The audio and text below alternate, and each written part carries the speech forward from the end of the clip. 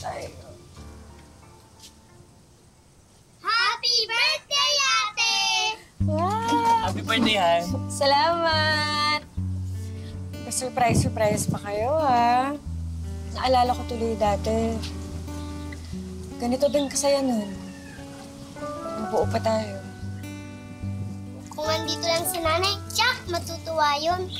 Ilang beses ko ba sasabihin, no? Huwag nang babangkitin ang pangalan niya. Tagal na siyang patay. Kinalimutan na tayo. Ate naman, baka mamaya may nangyari lang kay nanay. O baka busy lang. Pero naniniwala pa rin kami na hindi kami makakalimutan ni nanay. Jiro, sa panahong to, dapat tanggap niya na wala na si nanay. Tama si Tiaan din. Kung gusto talaga niya tayong makita, kahit magparamdam lang siya, gagawa siya ng paraan. Pero wala eh. Fatima! May dumating na balikbayan box galing sa nanay mo. Dali. Ayan.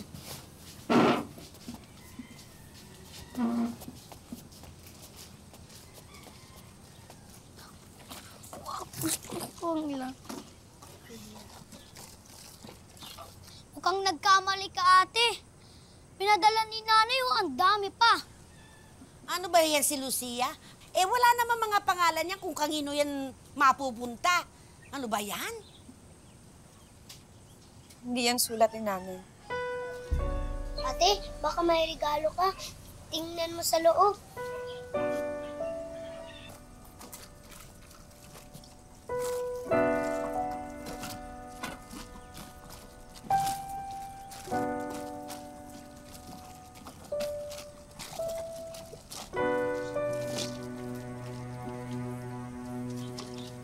Wala man yung sulat.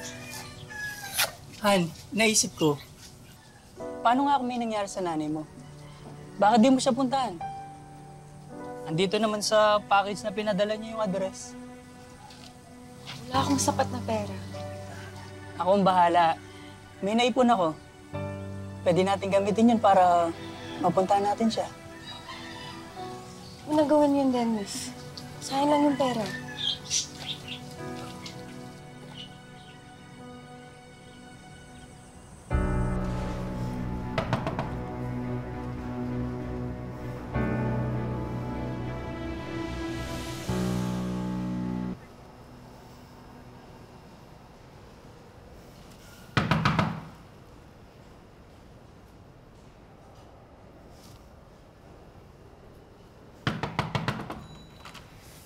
Yes? Kibidil Sali?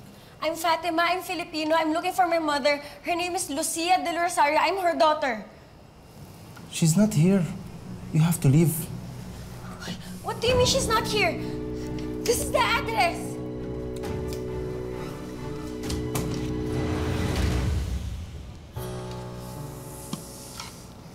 Take this.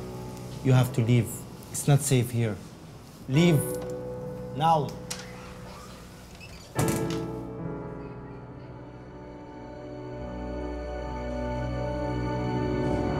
Wala naman siya dun sa address na nakalagay sa padala niya eh. Nagsasayal lang tayo ng oras tsaka pera dito eh. Sinabi ko naman sa'yo na sasamahan kita. Paano nga kung lumipat na? Nasa ibang lugar. Paano nasa ibang lugar? Ikakapadala lang niya ng balikbayan box sa amin na gamit yung address na yun.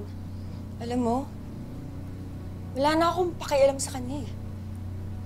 Kung hindi lang dahil sa mga kapatid ko, hindi ko naman siya hahanapin eh. Gusto ko lang talaga siya makita para masumbatan ko siya, para masabi ko sa kanya na wala na siyang pamilyang babalikan sa Pilipinas. Iniwan niya kami eh.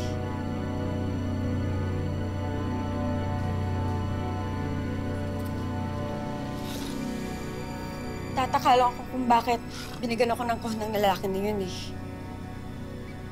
Sige na, bye.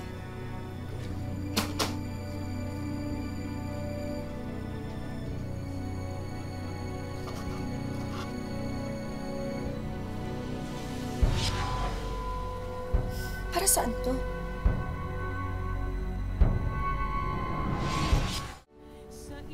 Mahal kong Fatima, kumusta ka na anak? 6 na buwan nang nakalipas simula nang umalis ako ng Pilipinas. At pakiramdam ko ay hindi pa talaga ako nakakapag-adjust sa kultura ng Jeddah.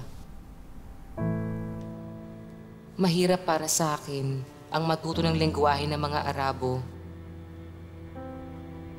Madalas ay nahihirapan ako magsalita at hindi rin ako masyadong nakakaintindi.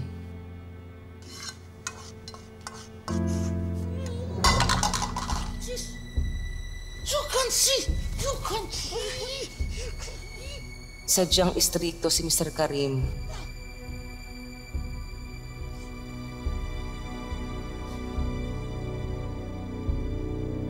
Lalong-lalo na sa mga maliliit na bagay sa mga gawaing bahay. Madaling araw na ako nakakapagpahinga. Pero ayos lang kasi alam ko para sa kinabukasan natin to. Miss ko na kayo, anak. Kumapit lang tayo sa Diyos dahil alam kong matatapos din lahat ng mga problema natin.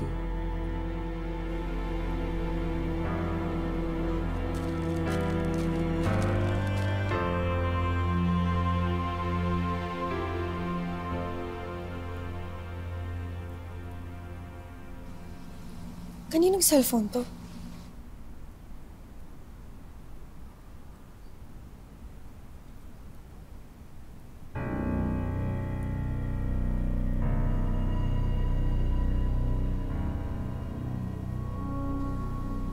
Marivic?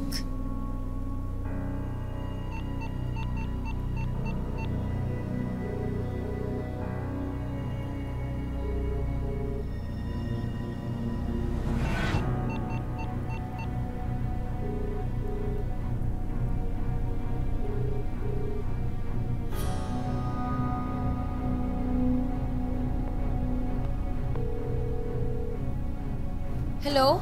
Do you know where Arik Al Nakhil restaurant is? Okay, how many meters away?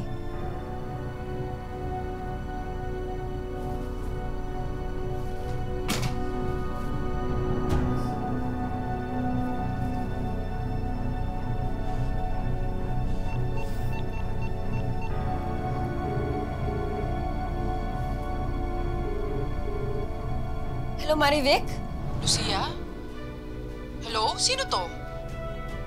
Si Fatima to, anak ni Lucia. Kilala mo ba yung nanay ko?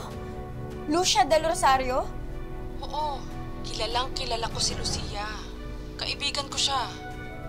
Pwede ba tayong magkita? Kahit sandali lang. May mga gusto lang akong malaman tungkol sa kanya. Sige, saan? Sa Arik Al Nakhil restaurant. Kung saan kayo dapat magkikita? Ikaw si Fatima? Ako nga po. Ako si Marivic. Marivic Guevara. Pasensya ka na, natagalan ako ha. Gusto ko lang malaman kung ano nangyari sa kanya. Bakit niya kami inabandona? Wala na kaming balita sa kanya simula nung lumipad siya papuntang Jeddah. Iniwan niya kami.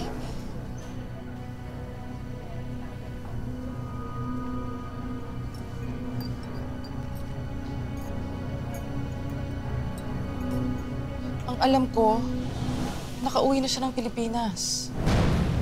Pilipinas? Umapit ka